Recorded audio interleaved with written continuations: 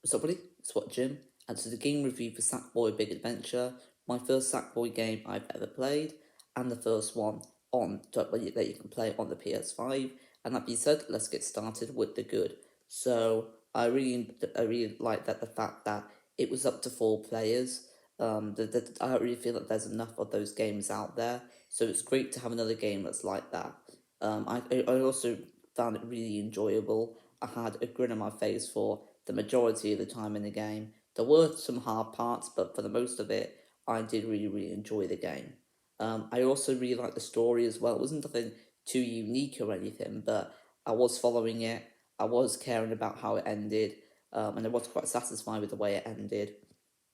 And I also really enjoy the gameplay as well. It's very simple. There's not too many controls, which I really like. Simple controls, and I just thought the gameplay was just really fun. That was the thing that made it the most enjoyable for me. I also really like the controls, like I just mentioned. They are very simple, but they're very fun to use, and it's easy for anyone to pick up on. I also really enjoy the characters as well. Mainly Sackboy, I thought he was quite a cool character. I also really like the outfits that you can get. There are a ton of different outfits you can choose from, and some of them are just really amazing. I think most of them are actually amazing. I really enjoyed the boss fights as well. They weren't too difficult. They're probably right out our challenge really.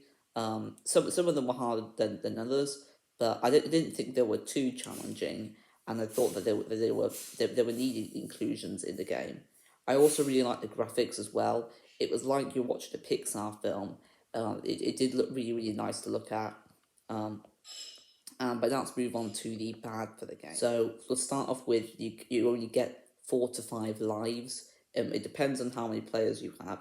You either have four if you have 4 lives if you're one player, or if you have more than one player, you'd get 5 lives. But I'm not sure what it's like with 3 or 4 players, as I've not played the game with 3 or 4 people yet.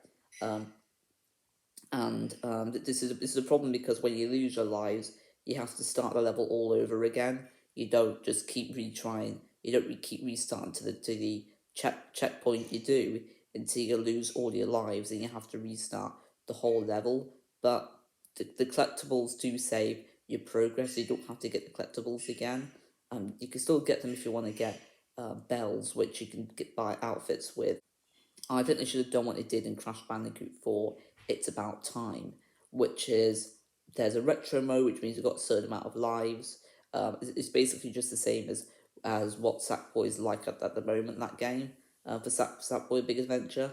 And there's also modern mode, which means you can die as many times as you want, and you will keep respawning to that nearest checkpoint. But there were a certain amount of gold you had to have if you wanted to 100% complete the game. But if you wanted to get the story done, you could have as many goes as you wanted. And I really like that about Crash Bandicoot 4, and I wish that was something that was here. Um, Also, you have to get a certain amount of orbs in the game to proceed, but you don't need all of them. We were quite lucky with the amount we got. We were always trying to look for them, so it didn't really take that much time to to get some more orbs. It took a bit of backtracking. Um, yeah, it wasn't really a problem for me and my dad. Like I just mentioned, um, we were quite lucky with the amount we got. Um, we also got the ones that weren't too challenging to get. So if you want to try and get if you want to try and get the story done and collect a certain amount of much orbs as you can, just go with the ones that aren't too challenging. The ones that are really difficult, just forget those ones. Um, and it's mainly a problem for young kids that might find the game too difficult. You need to get some more orbs to proceed. They might not be paying attention to them, so it's not really a problem for me and my dad, but for other people it definitely is.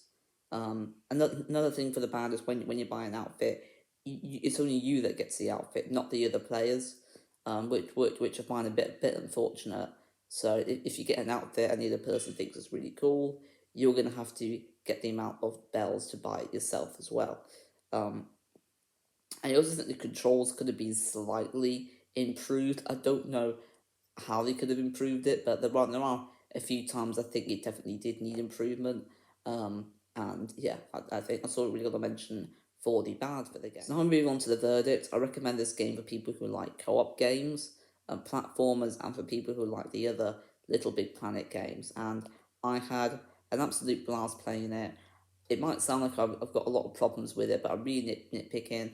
These aren't all major problems to me.